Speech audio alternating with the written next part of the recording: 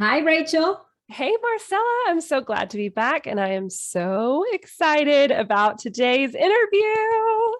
Yes, I'm very excited because we have in the house Dr. Lockhart. Hello. She's a pediatric psychologist. She's a parenting coach of parents of tweens and teens. And then the most exciting part is that she is coming on board with us in Impact Club to serve the parents of tweens and teens. Yay! With her course, her digital guide, her free masterclass. She has all sorts of amazing things going on here in Impact Club, and I'm very honored and I feel very excited that she agreed to be part of us, of our family. Hi, Dr. Lockhart. Hello, Marcela. Hello, Rachel. I'm really glad to be part of your family. I think this is awesome. It is. It's so fun. All month, we've been talking about parenting older children, specifically tweens and teens. So tweens go between 9 and 12, right? Yes. And then teens from 13 to 19. So that's the age range that we're going to be talking about today. And then the topic is it too late? Is it too late to restore a relationship with our older children? I get it a lot in my social media. I've been yelling for so long. I've been doing punishment for so long. And now I want to be better, but I feel that my child hates me. Is it too late? So is it too late? That's what we're going to find out today. But before we go there, I have an exciting announcement. And it's that this Friday, May 27th at 7 p.m. Eastern Time, Dr. Lockhart has a free masterclass for you to attend. She's going to be walking you through the three main elements of restoring your relationship with your tween and teen. Open the description of this episode and you can register there completely free, or you can go to the link in our bios on social media and it is there as well. Dr. Lockhart, is it too late? Never. It's never too late. And the funny thing is whenever I put a post in relation to that, I get quite a few parents who get very defensive about that statement. Like it's not even a negative statement and it's not even a controversial statement, but I get people who say, no, there are times when it's too late. Like, what if my teen is doing this? Or what if I have done this? Or what if their dad did this? And I'm like, it is never too late.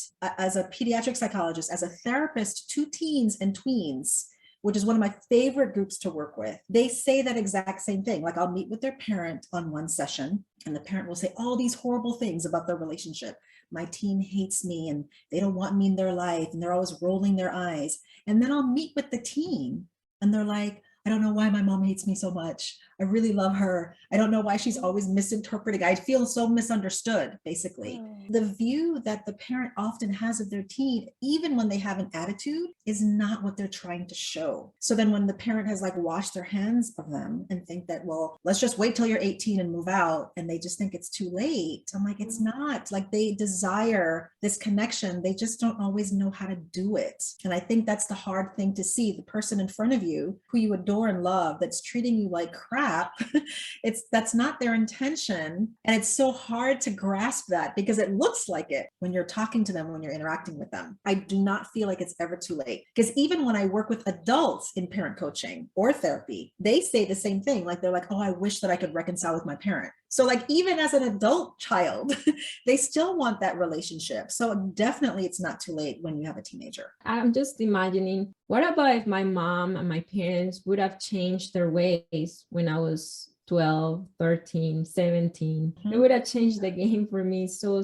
much. And they did change their ways. I was already married and it still felt healing, very healing to me when they talked to me and they said, I'm sorry. I can see that they're trying to build a relationship with me. That's healing. But it would have been more productive if they would have done it earlier, sooner, when I was living with them. Absolutely. I agree with that. The most difficulty I had was with my dad. And while we have restored so much of our relationship now, thinking about him coming to me in those teen years would have been a complete game changer. Yeah. Absolutely. Absolutely. And I find that as well, too. Like my parents were divorced when I was 3 and my dad was pretty much not in our life at all. And I always tried to reach out. And I got to the point where I'm like, why am I reaching out? I'm the kid here. And even though I'm grown, married, have kids of my own, and I Occasionally I do reach out to him. We talk every once in a while. I feel like even if now, if he were to say, I'm sorry that I wasn't there. I'm sorry that I never remembered your birthday. I'm sorry I didn't come to your graduations or your wedding. Like, even if he were to apologize, I would totally accept it. Totally. Yeah. So I think we have to remember it's never too late to reconcile with our kids. It's never too late to reconcile with our teens. And they actually want it. It's just sometimes they don't know how to do it first because they're relying on us as the grown-up who's supposed to know better, which sometimes we don't, because like we just all said, we ourselves are doing our own healing from our own past generational stuff with our own parents. But we have to stop that cycle. We got to do something different, because then if not, we're just passing on the same thing. Do you feel like that perception of behavior starts earlier than the preteen phase? When do you feel, because obviously there's a disconnect there. I tell parents all the time in coaching sessions that our perceptions and beliefs about our children's behavior are every bit as important as the behavior is itself. And often, while the behavior does need to be modified, so do our thoughts and beliefs about their behavior. So when do you feel like that starts? And how would you encourage parents to start switching their perceptions and beliefs? That's a really great question, because I think when I work with, because I work with parents of kids of all ages, and I find that when parents start to see their kids, I think toddler age, because toddlers and teens are very similar, as we all know, right? They all have that autonomy and control and that kind of willful, quote, disobedience that is perceived as willful disobedience. And I think that when they become toddlers, like little teenagers for a lot of parents, I think that's when it starts. I think the perception and mindset about your kid tends to change, because I hear that same thing. Oh, my kid is manipulating me. They should know better. You know, they know this, they know that. I already taught them better, you know, all these different thoughts. So I think it starts early. I think it starts early when they're no longer this little blob of dependence on you, and they become, you know, verbal, and they can walk around and do things on their own. I think that mindset starts to change, where parents are thinking ill of their kids. They're thinking that they know better and they're trying to ruin my life in some way. And then I think fast forward when they become teens and tweens, because it's not that much of a difference from when they're toddlers to tweens, right? Because we're talking about 9. So when you go from like 2, 3, 4 and then 9, and you're like, when is it possible when it's more positive? But then I think it carries over, because now you're like 9, 10, 11, 12, 15, and you definitely should know better. And I think that just sticks, but it becomes more magnified because they're now older. I've been teaching you all these years, and it should have stuck at some point. Then they're like, okay, well, great. So it definitely is too late now, because if this is the kind of relationship we have, I don't think there's any way to repair it at this point. Something just hit me like really, really hard when you said that there is not much from where they are now when they're small to when they become twins. I was thinking, my twins, they're 2 years away from becoming twins. It wasn't long ago that I was pregnant with them, and now I'm just thinking about it. Wow, like time flies. It does. And time is of the essence. The children that you have right now is not the same ones that you're going to have 2 years from now. They change so much. So if you think about it, timing is really of the essence. If I want to raise happy, confident 6-year-olds, I only have less than a year to do that, to build them up and to raise the best 4, 5, 6, 7, 8, 9, 10, 11, 13, 16, 17-year-old. Time is really of the essence, and it is never too late. I've been doing foster care for a long time, and all my foster children, they've always been tweens and teens, except for the beginning. I did toddlers and preschoolers, but then after that, I was like, send me the older ones. I want to have the tweens and teens, because there was a big need. And the big need that I saw, at least in Arizona, very few foster homes wanted to receive the tweens and teens. Everybody was, give me a baby, give me a toddler. And I wonder, is it because people in a way think they're already 16, it's too late? These children, they came from traumatic backgrounds. I did therapeutic foster care, so all of them had diagnosis, ADHD, mood disorder, or even physical diagnoses such as diabetes or adrenal hyperplasia. And let me tell you, from experience caring for these children, I saw how they went from reactivity or shutting down, not even letting you in their world, to communicating their needs better, to relating to me and to others better, all thanks to restoring their faith in relationships, and to let them know that yes, there is still an adult that cares for you and build a secure relationship with. They do change, but they need to feel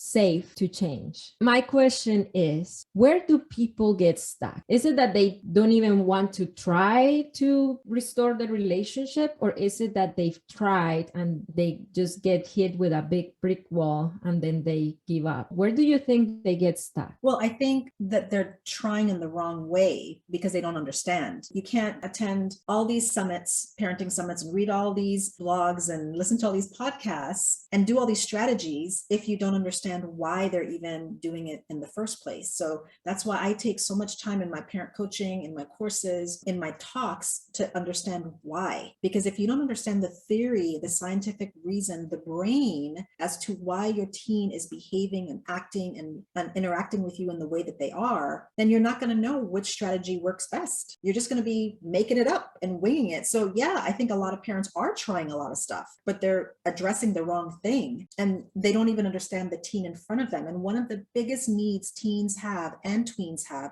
is to be understood. They want to just be understood. And I just had this experience last night. I'm exhausted today because of this. I have a 9-year-old, almost 10-year-old son who's a very sensitive kid. I adore this boy, but oh my gosh. And I understand why he is the way he is. I get it. I totally understand. But sometimes I'm just like, oh. So last night we're going through his homework. He's a very bright, very intelligent, but he expects things to come easy because they often do. So when they're hard, he becomes frustrated, and that frustration then becomes our frustration because we allow it to. But I understand this. And so even though I understand it in the moment, it still feels aggravating. And I think that the understanding helps, because what I was able to do then is then reconnect before bedtime. He's like, Mommy, I know that you're frustrated with me. I'm really doing my best. And I said, I know you are. And he's like, and I know you're doing your best too. And I said, yes, I am. Oh. He's like, I'm sorry. And I said, I am very sorry for getting frustrated with you too. And we hugged, and it was great. And because I understood where he was coming from, I understood how his brain thinks, I understand who he is. And that connection really helped us to then reconnect and restore that. And that really made a huge difference. And so then it was like as if nothing ever happened. Wow. And I think that is so important, because I think so often we want to hold a grudge, right? Because we want to be like, they need to know their behavior was inappropriate. They need to know that I'm mad at them. Well then, okay, so now you've won. Now they know you're totally ticked off at them. Now what's the benefit in that? And so I think that understanding them, I think, is that stuck point, Marcela. I think that's the place where parents get stuck, because they don't fully understand their teen, which is why they're responding to them in the way they did. Because if they did understand them, they would respond differently. When I did therapeutic foster care, like these children were disrupted from foster care home to foster care home to foster care home in an average of 14 times before they got referred to therapeutic foster care. And they were disrupted because of their behaviors. And people get stuck on that, their behaviors. But what about them? What is going on with them? One day, my 16-year-old, he came from school. He didn't even say hi to me. He opened the door, didn't close it, didn't say hi to me. I was in the kitchen, went to his bedroom, slammed the door so hard that my twins' baby gate fell off. So what happens when parents don't understand? Then they filter the behavior through their own lenses. He came to my house, didn't even say hi to me. And on top of that, he's trashing my house, slamming doors. 30 minutes later, I would say maybe 45 minutes later, he came out. And then I didn't even say anything about the gate or the slamming door or why he didn't say hi to me. I said, are you hungry? He said, yes, I'm a little hungry. He used to fix his after school snack, but that day I did it. When parents don't understand, they see that like she's permissive. I say that because my mother-in-law was in there and she was giving me that look of like, what are you doing? But I knew exactly what I was doing. I needed to go in his mind and his heart, and I couldn't do it if I would have came up from a power over approach. We sat down on the table. I said, is it okay if I'm just next to you? He said, yeah, whatever. And then as he started eating, he said, I'm just done with school. I'm like, what happened? He said, it's just so hard to be homosexual. So hard. He was disclosing all these sorts of bullying and things that that he was leaving like really bad name calling, the F word for, homosexuals. And oh my gosh, we cried. He cried, I cried. And then I would have been able to find out what was going on with him really if I would have came from not understanding approach, from I'm the parent, you're the child, you're in my house, you're treating my house and me poorly. And that happens when we don't understand our tweens or teens. There are 3 key ingredients or elements to repair our relationship with our tweens or teens. So what are those, Dr. Lockhart? Yes. And I love that you use the word ingredients because it's like a recipe, right? A yummy recipe.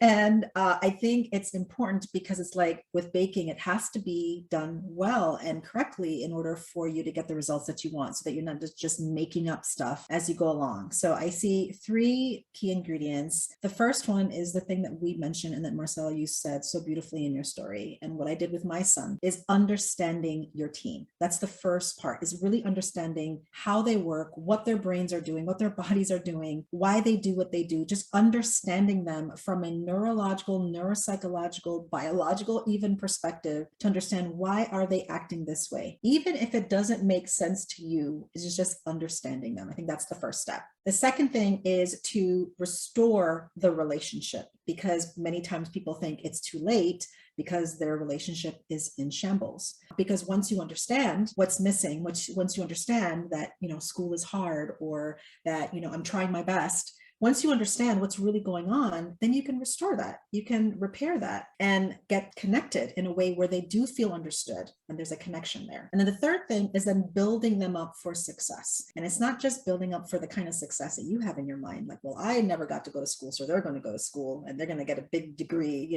not just that kind of success. It's success in general. It's the success that when they've done like longitudinal studies where they've looked at people who've been successful over the years. There was this big study that they did. It was over, I think, 60 years. And they found that people who were most successful in marriage, careers, money, just well-being, being content, just loving life, that they all said was that they had parents who loved them unconditionally. That's the success we're looking for. That gave me chills. Yeah. It's that well-adjusted person who is content, loving life, and living a life that they value. So that's what we want, is to understand them, restore their relationship, and then build them up for success so that they are well-adjusted, regulated kids who love coming home and calling their mama and their daddy and their grandpa and their uncle, like kids who enjoy being around you and want to hang out with you. That's the kind of relationship I had with my mom, is that I loved hanging out with her. My friends loved being around us because they loved that I loved being around my mom. And it was that connection, feeling like you're known and you're understood and you're just loved just for who you are, and all your quirks, all your hangups, all your attitudes, that it's not this conditional love, that I'll love you and say, oh, you're a good kid when you're,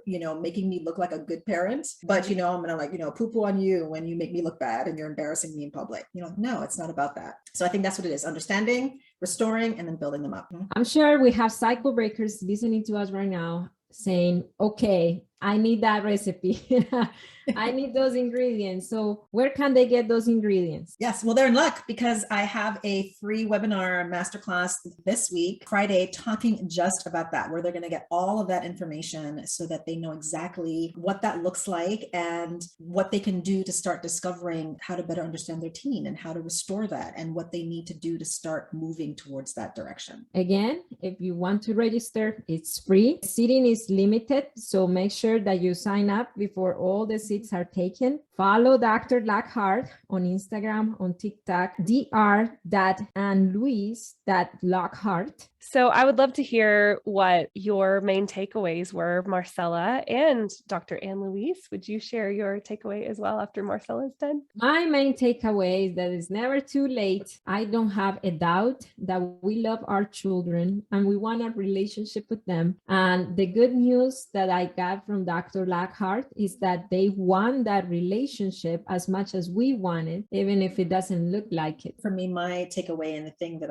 why I love talking about this so much and wanting to live it out in my own life is that our teens and our tweens are really trying their best. They really are trying their best. And just like we're trying our best too, the same compassion that we need to give to ourselves when we screw up, we need to offer that grace to them when they do as well. So, and just remember that they're trying their best. And I think if we can remember remember that, we can really see them from a different lens and a different mindset. My biggest takeaway is definitely that as a toddler mom, if I can conquer these years, I can conquer those teen years and I will be okay. I think it's so common that parents are fearful of the preteen and teen years. And I love that you have resources and that you've partnered with High Impact Club to provide those resources to parents here in this community so that they don't have to fear those years, that they can go through them with confidence and connection. If you enjoyed this episode, we want to encourage you to leave us a review here and let other parents know what you got out of it. If you happen to share the podcast on Instagram, be sure to tag us. We have our social media handles linked below in the description. If you are a member or a customer of High Impact Club and you have purchased any of our products, you can also join our private Facebook community, the HIC Cycle Breaker community. If you're looking through the resources that we have, you'll notice that everything for tweens and teens is going to be in blue, and then everything else for children that are younger than that is going to be in orange to make it really easy for you to navigate the website. And we want to remind you, as always, that it only takes understanding to break your cycle. Thanks again, and we'll